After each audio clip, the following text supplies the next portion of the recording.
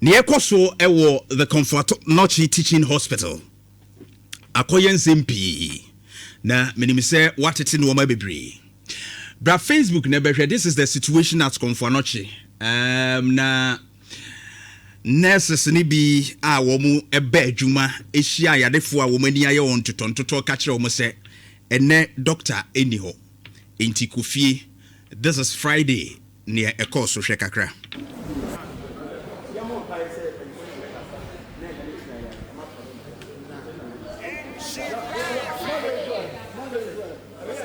Enti uba Facebook a behwa yarefo a omugu ho na nurse ni no e ka kire omo se ene yentimi enhwemo baby ebinum free buy kwan tenten ni ade because doctors no declare strike. This is the situation currently ewo eye Comfort Anochi Teaching Hospital starting from bra doctors no declare strike no eti bra nurse ni no instruct wo munini wo hwe maami we kra dia se utimi se mi se wakoye test bi aba ne paper dane na so no.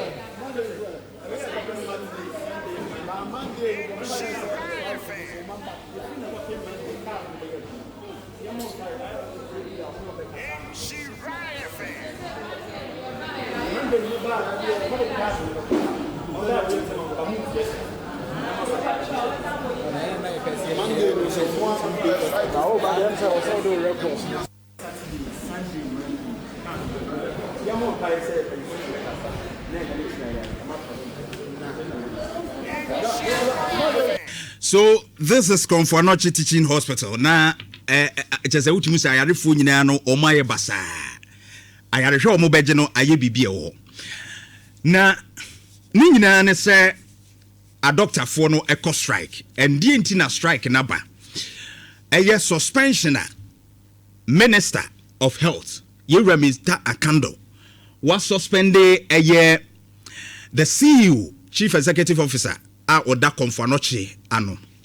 Na oba Facebooka Jeffa document no eto homa me na dodo na eka se Mr. Akando any right say or catch the board and say omun suspended no. In fact say Ushemu ewo Ghana Health Service and Teaching Hospitals Act 1996 Act 526 no emano sa akwenya no say as a minister ono no ejina mfimfin between the president and a teaching hospital board no say be ya omu decisions omu taking normal bebre wo no a policy directives bi wo ho a ono as a minister no ebe communicated to the board for its implementation ti eda ho Jeffa act no mame na yenhwe eno kakra ti wo hwe act no a 36:1 no the minister regional so was limitations of functions of a teaching hospital board.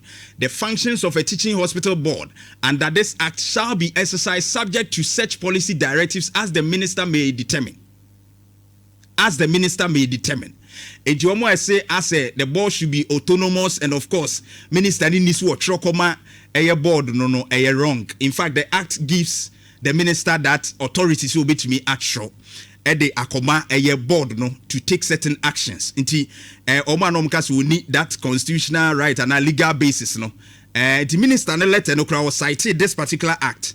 We cry Act 525 as amended Act 526. Inti wo ho ewum saa. And a minister no cite yes fabreme suspension no letter no fabreme. Or say pursuant to section 36:1 of the Ghana Health Service and Teaching Hospitals Act 1996 Act 526. I am respectfully directing the board to suspend the chief executive officer for a period of 2 weeks with immediate effect for causing to be announced the suspension of admissions of emergency cases to Comfort Nochi Teaching Hospital on Wednesday, June 3, 2026. He will be required to report to me upon the expiry of the 2 weeks. 2 weeks. The chief executive admitted before me on Wednesday, June 4, 2026, that he acted contrary to the clear directives of His Excellency the President of the Republic of Ghana by that said announcement.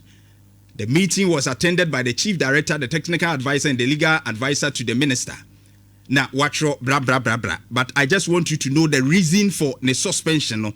And the reason, no, and say, President Ahmad directive said, ema obia teaching hospital bia nsaki obi ananse obia hospital bia be kase obi emba ho magia yarehwe in terms of emergency enti papa ya na motu ye ne akwatia president ano asem akwatia president ano asem enti per this particular way no or patch say nunti ena or suspending no enam so ma let away by no I can say papa board no minister directive board no so mo suspending no ye suspending no doctors no eco strike doctors no declare strike national labor commission enso the character ba say doctors no ensa mredwuma na almost strike na omo kono illegal and uba Facebook doctors almost declare strike because of the suspension of the CEO. National Labor Commission say illegal omo ni kwan say omo kosa strike no.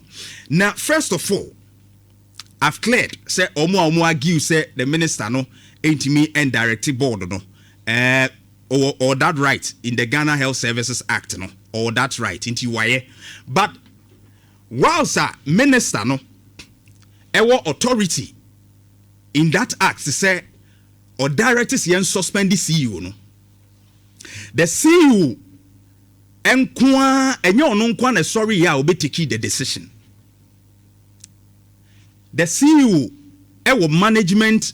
management team so yes central management of the hospital to you board ni free wa your management of the hospital ebe 7 directors and the kind ho a omu take such decisions no decisions o take yes why ma enti yemfa other hospitals no na ye no omo nkasa na omo nyi nipa ni bi se be ya doctor fo omo wonim de specialist ni betimi akɔhwɛ aboa ɛwɔ danse ye be mo magu abonten atwen se omo brenso sa decision na CEO ni take ye no he didn't unilaterally take that decision to say ono nkwa na atras ya boni timi oba ya o say mi na me boss mu nyina mu nyai. It was a management decision and that act na ma minister ne power etimi di dwuma that same act no Emma management no so to me so omo so to me operate the day to day running of the hospital sa to me no a minister enya from the act no sa act na so ma management ni to me say omo so to me run the day to day activities of the hospital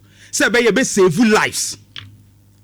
Etiyeso omo tenase efa dwene hu se ye we ebeboa no omo de ye adwuma edura eso omo ensure se omo be formulate and implement policies all the units ni be use na etimi aboa ame agi nipa nkwa management na adwuma no etiso omo hu se why ma no omo fin se ma me nchro let me show you the composition of the management itself ebi kura nso wo board nim we board no composition chief administrator of the hospital dean relevant medical school ono di ofra bontin ebeba medical director of the hospital wom director of administration of the hospital wom director of nursing service wom director of finance wom director of pharmacy wom dean of dental school eno de ono su ofra bontin ebeba from the university on su wom and 3 other persons ye be appoint wom so aba can board no nyina nso wom etino we your board no it will show omo free hospital na nka say mu ebi omo wo board no so omo ye be 5 pe appointees ne other ones on free baby ba no be kan bomu be 6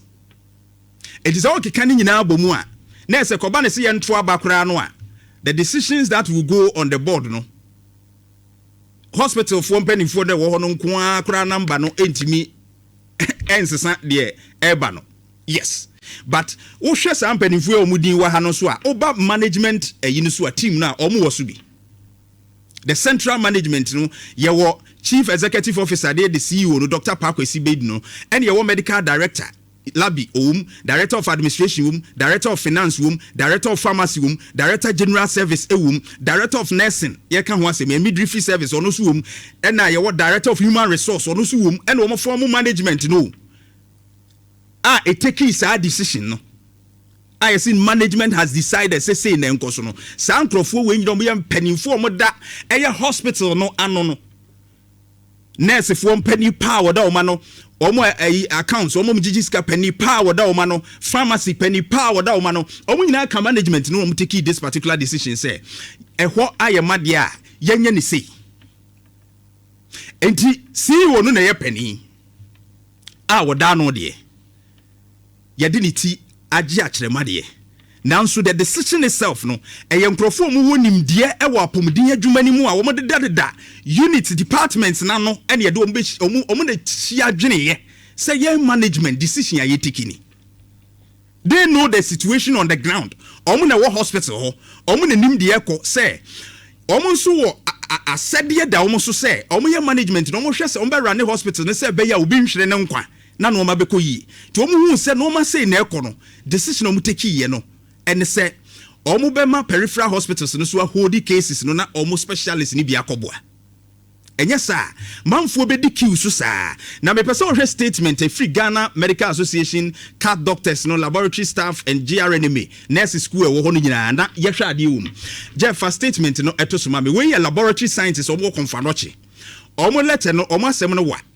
Na uridia or say the Ghana Association of Medical Laboratory Sciences, Konfanochi Teaching Hospital, has taken note of the directive issued by the Honorable Minister, blah, blah, blah, blah, but the person of baby I am read, no, or say the temporary suspension of emergency admissions, however uncomfortable that announcement may be, was a management decision born out of operational reality, not defiance of authority.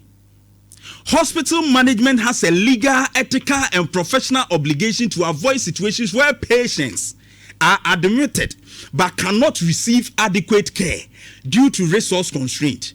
To continue receiving patients beyond capacity without the means to treat them would itself constitute a far graver dereliction of duty. And say. Ne tintin nyina medical laboratory ayifo ku na wo konfa no kire kire se omo nso boss ka ho na omo take decision omo nso director ka ho and wo kire se if se omo gi nipa no gu was oh nipa no mra ebi mu abonten enti ho na ye ma ye wie we ya na ye de we kwa emwa apomudin ehwe no because ebema situation no kura aye critical nti obi oyare a wo twen no ebe wi ase no de bia yare no kura ye ntimi anhwe ne yie se de se fata na akofo how the aba eti ye say omo take that decision no dan so be nipa na betra wo say omo ye be nipa 200 e ho so fa 61 ti we free mu a ni akofa bia ba nti omo twen ni nyina na apomudi no e kofem e wo nipa no no twen no akwam eti di enti na management so wo asede a emra ebo machi dom so omutimi take decisions a ebebua na abo nipa apomudi ho ba nti di omo ye no omo de laboratory scientists no mo humfum so bia won so bia omo tietia mampani ano asem ho. Because omujaya nipa bewu. That's the purpose of the letter. Now, Jeff, another one, mommy. We the Ghana Registered Nurses and Midwives Association. Almost dieni. Maybe say a kind point 3 mini brainty. The letter is long. Or say health professionals are working under extremely difficult conditions, and changing this narrative cannot be achieved with the suspension of the CEO. Omo admit say conditions e wo mo na mu ye adwuma no kra na edin. Na now they compare the edikaino, you understand the conditions they are talking about. A laboratory for the no. Now, Ghana Medical Association so accommodate or say the actions taken for Ghana Medical Association the no mame. I just want you to know all these statements about from all the unions and the groups. Or say the actions taken, the actions taken by the management of Konfanochi Teaching Hospital was the right and proper professional. We Ghana Dr. Fuan Kabomu Kuina na Ekasa. Our nim dear wapomudim diansa no be release no munim de omoka. Because more doctors say professor shade or sign president dear professor Dr. Med. If you are technical officer or a doctor or no one professor and onima pomudin jewi. Or say Professor Dr. Med NS York. TNO say the actions taken by the management of Konfanochi Teaching Hospital was the right and proper professional and administrative decision in line with best practice in patient safety and responsible healthcare leadership across the world. The actions taken did not turn away patients to their faith or flout the president directive, but rather redirected patients and ensured they receive safe and timely care at nearby hospitals with support from specialists from KATH. Almost say, sir, doctor no, I see you now suspending no, and I'm on in penny for 2 hono. Almost the boy ya reassing in an share for Pomide hono, a jitun say, so be many panatna where would ye? One pamomo, or share so monko apomden aso ye ben kakra na oma specialist in free confirmation correct because omo confirmation omo nya baby na me enhwe omo enti we mo kire say Ghana Medical Association kire say ne kwan so ano no ma nya mfomso bia or say the decision the actions taken did not turn away patients but omo ye bibi. The last one was the decision with the coordinated efforts of the regional health directorate, regional coordinating council, health facilities, and hardworking health workers in the region led to significant decongestion of accident and emergency center and a resumption of new admissions to KATH emergency within 24 hours. And by 24 hours, no just a decision that you take na ma omo ko na konya ya de hwe na ma konfa no so na ba peso no obi nya home kra. Etimi ma ehɔ no easy ye ema ehɔ ye kama mum kura itimi hwe nipa etu omu hu die nti a ese ye suspend CEO etu omu kan say yemfa CEO ni mrantem ensa metra na konwa so statements no doso ye wo KATH doctors no so de we mu de but I just want you to know me brain it mfa we emum now the CEO anka say don't come to KATH, go home and die per the Ghana Medical Association. All the unions, the groups are what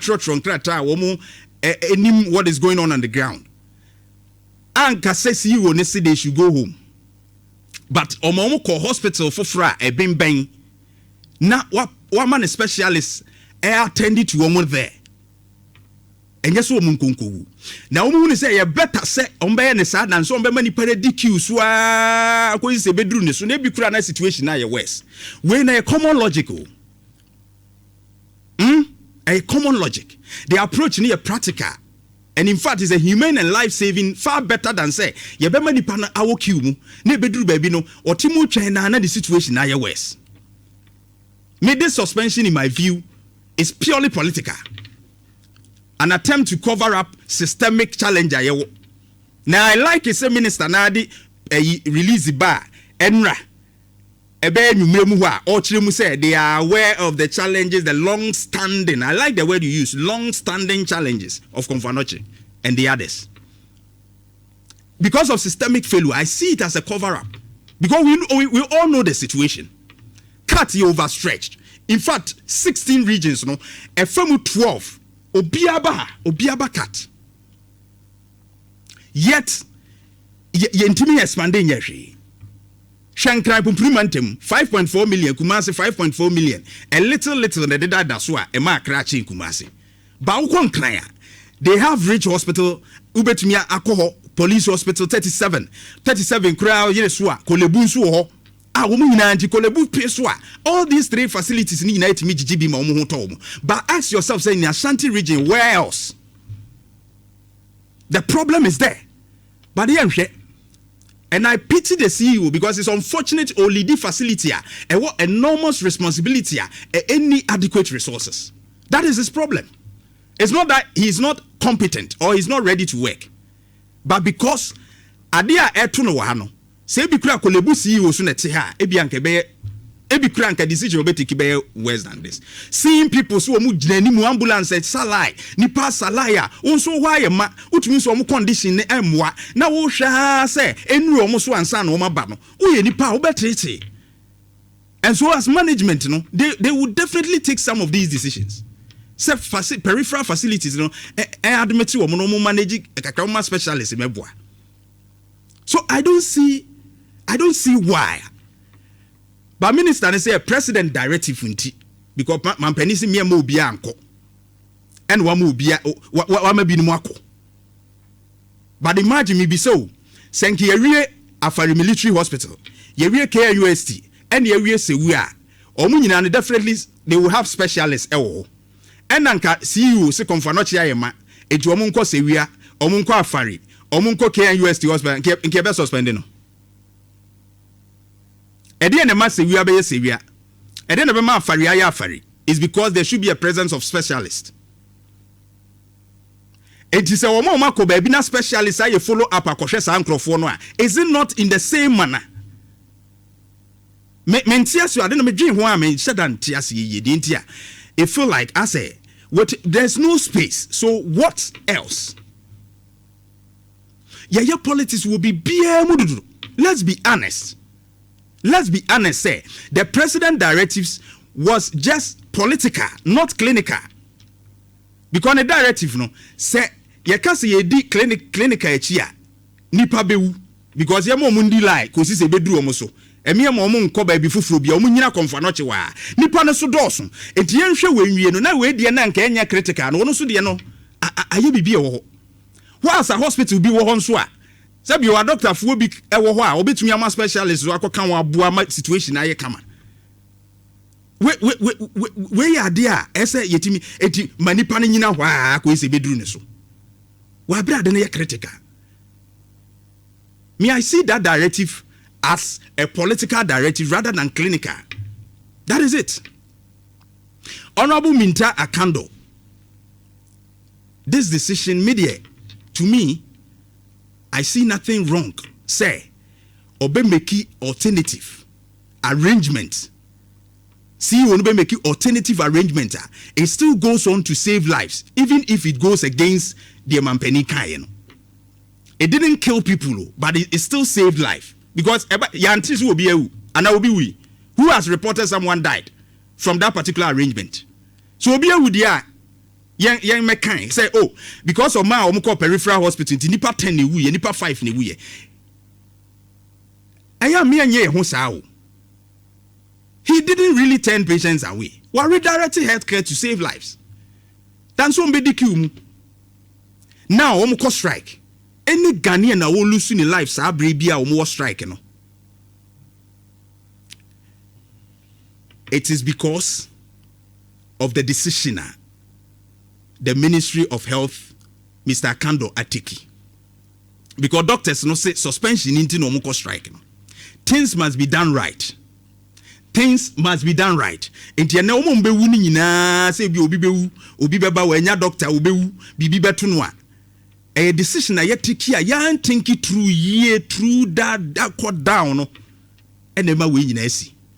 Because even before this decision, no, as a stakeholder engagement, Nina, Koso, Maumina, Timothy, I said, this is the reason why I'm. But I quite say, the Doctors Association, they didn't really know much into until you prove to them, say, oh, Adiamo penny ye, and say, and our consequences in the Diabanti. When you take action, they won't react that way.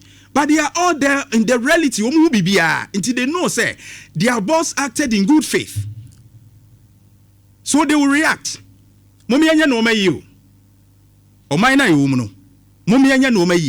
Because I see the politics too much. Say yen kataso, yen kasa, yenye din, ni yenye say, miwa adene say, nti yenim se nipa ni di line so a obe wudie, enso yenye din ni enkoka say, ebe hayo, and we need to change.